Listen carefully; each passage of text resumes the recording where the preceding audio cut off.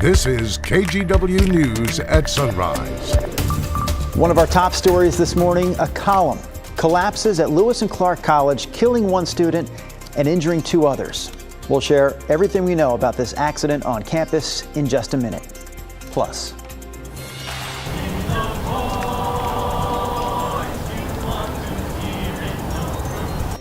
that's just part of a vigil remembering those killed in a Safeway shooting in Bend on Sunday. Now investigators are searching for a motive for this crime. Also coming up. We know it's been a long road to recovery.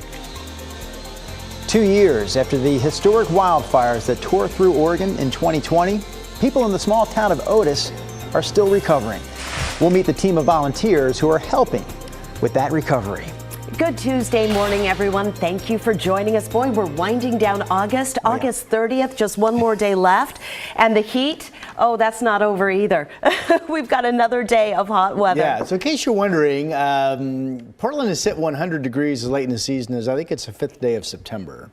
I say that because it's at least possible that we will get 100 or see 100-degree temperatures in locations in the valley today. So we begin with the heat advisory map, which is everything coated in the orange color. That includes Burns, Baker City. You folks out east will see your hottest weather not today, but coming up tomorrow and then into Thursday. Meanwhile, today should be the hottest of the week from Eugene up into Longview. We have the heat advisory out through the gorge as well. Back to school day. My daughter goes to Vancouver Public, and today is day one. All right. Sunny skies out there. 66 at the bus stop, 83 at noon, 95 when the kids get out of school. And we think we will be up to about 98 this afternoon. That would tie the record for today's day. More on the weather coming up in just a bit. Rod, thank you. We start this morning at Lewis and Clark College in Southwest Portland. One student was killed and two others injured when a brick column collapsed on campus. Now, this happened just after 8 o'clock last night near a reflecting pool. We weren't able to get on campus, but Portland firefighters tell us that 6 people were sitting in 3 hammocks tied to the column when it collapsed. It was the first day of class at Lewis and Clark. This wouldn't matter what day it was. This is tragic, but these kids are starting to adjust to college life, some of them for the first time, and it can be very challenging for them when they have this trauma.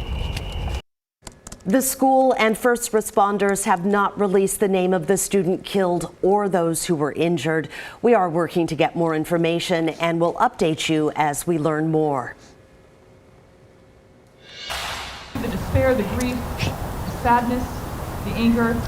I will never stop fighting, and I know everyone in this crowd will never stop fighting for our safety, for our freedom, and for our lives. Family, friends, and other community members gathered at Drake Park in Bend last night to remember the 2 people who were shot and killed Sunday night inside a Bend Safeway. Investigators are now trying to figure out a motive. What we've already learned is that the suspect was a 20-year-old man from Bend who lived at an apartment complex right behind the shopping center. Classmates say he actually worked at the Safeway at one point.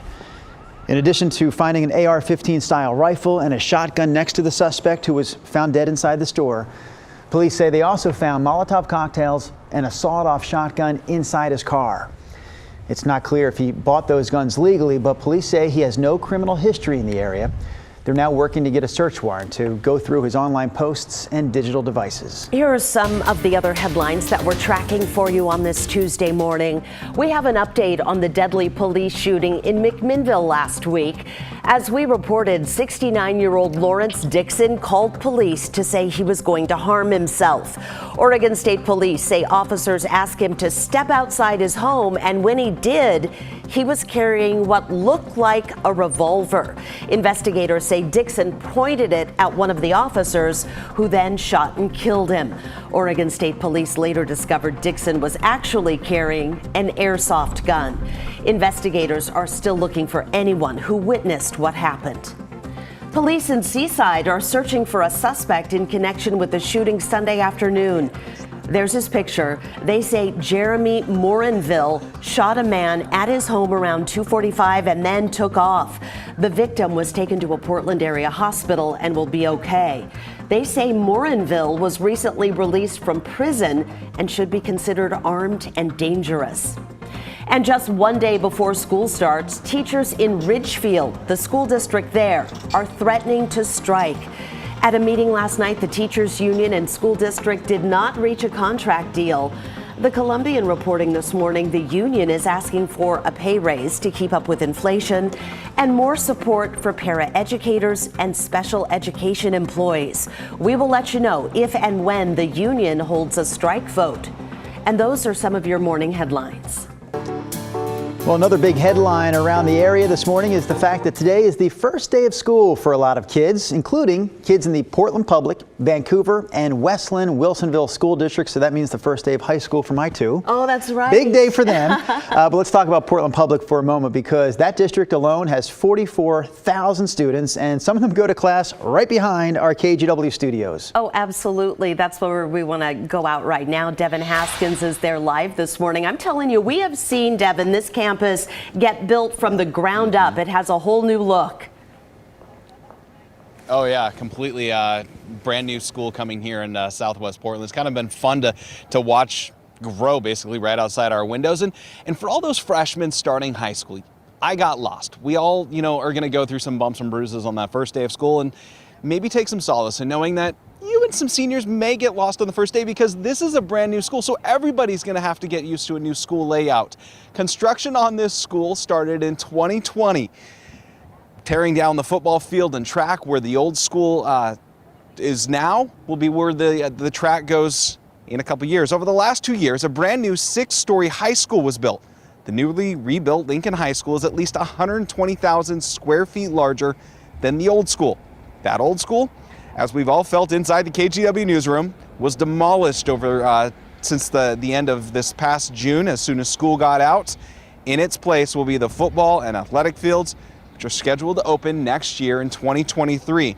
And coming up here in the 6 o'clock hour, we're going to talk with Portland Public Schools superintendent about this new school year and starting the new school year for the first time in more of a normal capacity since 2020. We'll have more on that coming up again in the 6 o'clock hour. But for now, we're going to send it back to you guys for that first look of the back-to-school weather. Oh, I know. It's so exciting. I mean, my kids are grown, but I still get kind of little butterflies when I think about the first day of school. Absolutely. I'm nervous for my two going to high school this year. I always forget, is your daughter the same age as the boys, or a year ahead? I was thinking they were the same, but she must be a year ahead. She starts her sophomore year this year. I think they're almost the same age, but she just is a little bit more advanced than my boys, apparently, going into her 10th grade year. Girls typically are, just across the board. She turns 16 in December. Okay, wow. yeah, we're 15 in about a week and a half. I think, oh, wow, okay, we've covered this topic. Here's a look at the heat advisory map, and the big story once again for this first day of school is the hot weather. So we showed you this moments ago, the heat advisory, everything coded in.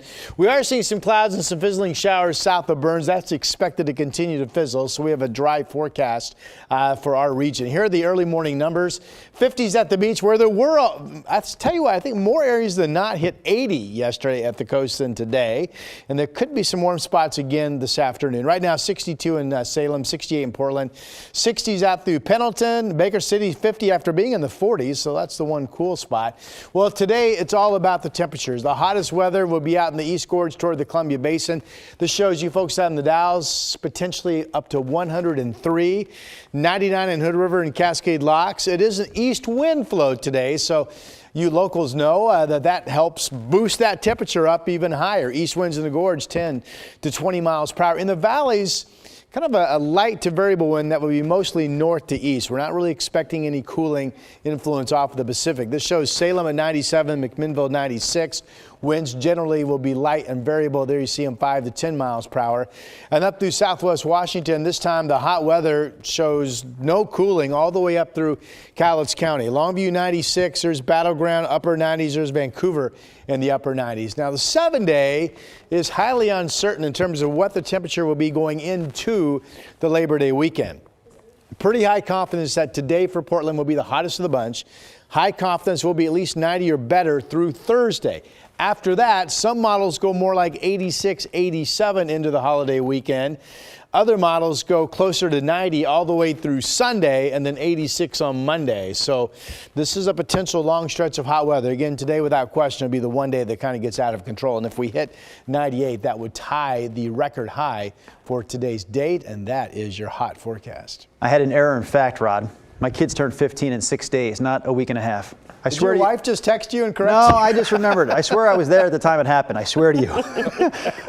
We are taking a quick break here on Sunrise, but when we come back, we're talking about a team of volunteers who are stepping up to help the small town of Otis as that town continues to recover from the wildfires of 2020.